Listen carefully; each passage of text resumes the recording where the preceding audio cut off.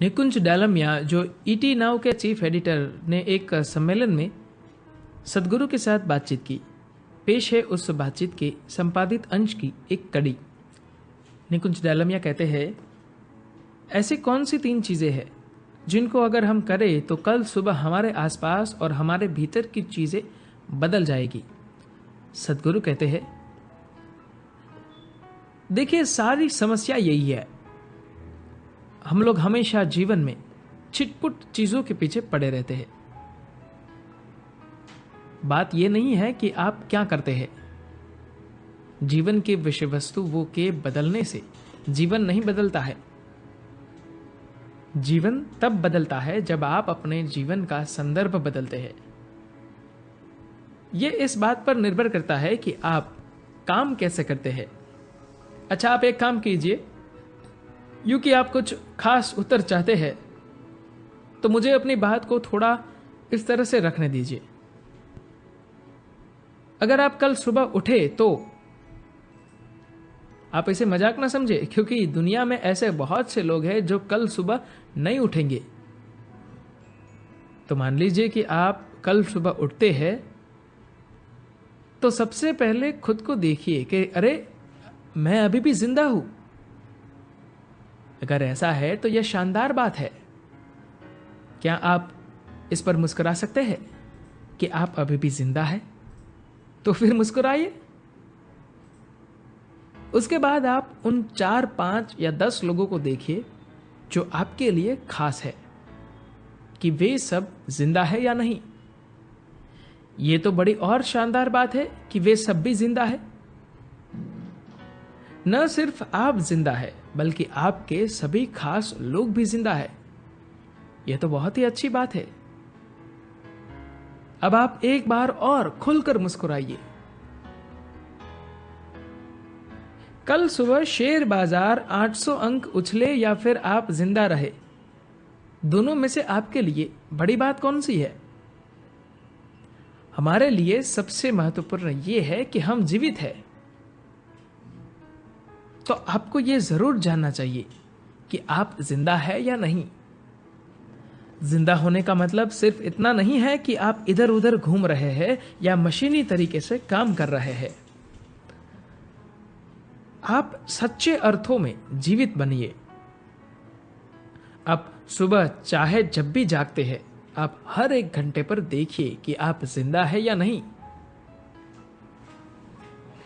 सुबह 7 बजे, क्या बात है, मैं अभी भी जिंदा हूं, एक बड़ी सी मुस्कान चेहरे पर लाइए। फिर 8 बजे, अभी भी जिंदा हूं, एक और बड़ी सी मुस्कान। मैं चाहता हूं कि आप इस बात को समझें कि आप नश्वर है।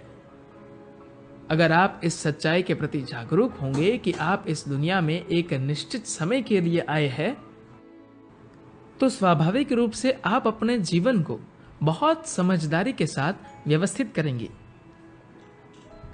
लेकिन अगर आप सोचेंगे कि आप अमर है, तो आपके पास मूर्खतापूर्ण चीजों को करने के लिए वक्त होगा।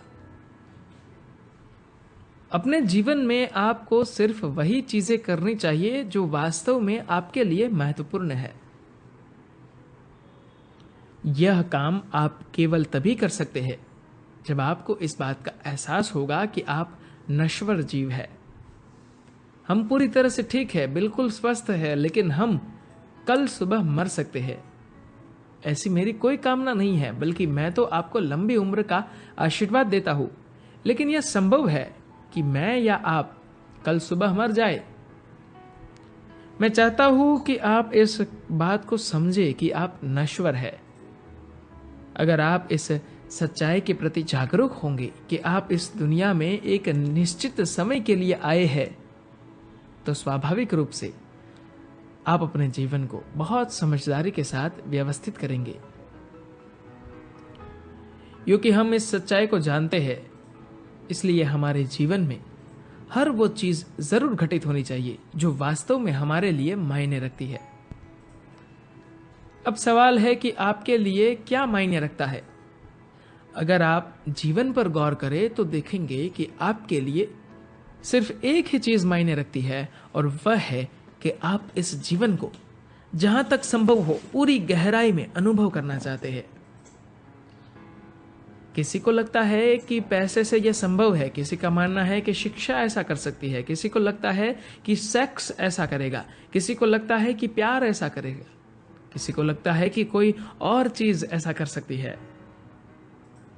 लेकिन इंसान चाहे मंदिर जाए या मैखाना, अगर उसे किसी चीज की तलाश है तो वह है एक भरपूर जिंदगी की। अगर आप सफल होना चाहते हैं, सपने में नहीं हकीकत में, तो इसका एक और सिर्फ एक ही तरीका है, अपने बोध को बढ़ाना होगा। अपनी कल्पना या अपनी गतिविधियों में विस्तार लाकर आप ऐसा नहीं कर सकते हैं। बस आपको अपने बोध में विस्तार करना होगा। अगर आपको अपने बोध को बढ़ाना है तो इसके लिए आपको सजग होना होगा। अगर कोई व्यक्ति आपके सिर पर बंदूक तान दे तो आप जबरदस्त तरीके से सजग हो जाएंगे।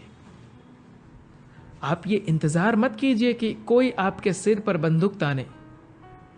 बस आप इतना समझने की कोशिश कीजिए कि आप एक नश्वर प्राणी हैं। जीवन को गहराई में अनुभव करने के लिए आपको बस जीवन के प्रति खुलना होगा। खुलने का मतलब किसी खास व्यवहार या रवैये से नहीं है, बल्कि खुलने से मतलब है जीवन के लिए हमेशा तैयार रहना। ऐसा नहीं होना चाहिए कि जीवन के प्रति आपके अंदर कभी हां तो कभी ना भाव दिखे। हमें हमेशा जीवन के प्रति हां का भाव ही रखना है। अगर हमारे भीतर हां का भाव है तो जीवन अपने आप घटित होगा। अगर आपके भीतर ना का भाव है तो आप कब्र में पहुंचकर हां का भाव नहीं ला सकते। यही समय है कि आप जीवन के लिए पूरी तरह तैयार रहे और पूरी तरह से जीवन जिए। इसलिए आप हर घंटे खुद को याद दिलाते रहे। अगर आप अभी भी जिंदा है तो बहुत बढ़िया बात है। अब अपने चेहरे पर एक बड़ी सी मुस्कान लाइए। धन्यवाद।